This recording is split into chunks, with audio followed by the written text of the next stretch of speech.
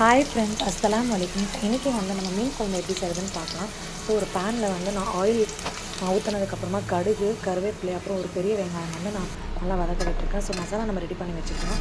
தேங்காய், 2 ஆனியன், 2 தக்காளி இது நல்லா வந்து மசாலா ரெடி பண்ணி அதில் ஆட் பண்ணிக்கோங்க. அப்புறம் செப்பரேட்டாக தேங்காய் பேஸ்ட் நான் எடுத்து அரைச்சி வச்சுருக்கேன் செப்பரேட்டாக. அதுக்கப்புறம் வந்து நல்லா வந்து கொதித்து வந்ததுக்கப்புறமா நான் கத்திரிக்காய் ஆட் பண்ணியிருக்கேன். அதுக்கப்புறம் மசாலா எல்லாமே ஆட் பண்ணிட்டேன்.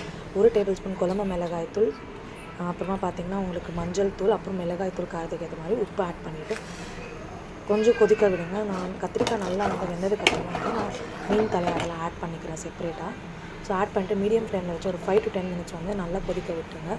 ஸோ கத்திரிக்காயும் நல்லா வெந்து வந்துடும். மீனும் வந்து அந்த டேஸ்ட் வந்து அதில் நல்லா வந்து மிக்ஸ் ஆகும். ஸோ அதுக்கப்புறம் தாளிக்கிறதுக்கு ஒரு பேனில் வந்து நான் வந்து கிரவுண்ட் ஆயில் யூஸ் பண்ணியிருக்கேன். சோம்பு, ஜீரா, வெங்காயம், தேவையான அளவு வெங்காயம், அதுக்கப்புறம் கருவேப்பிலை, இதெல்லாம் நல்லா வதக்கிட்டதுக்கப்புறமா எண்ணெய் பிரிஞ்சு வந்ததுக்கப்புறமா நம்ம தாளிச்சதை அதில் மிக்ஸ் பண்ணிவிட்டு இறக்கிட்டால் சூப்பரான மீன் குழம்பு ரெடி.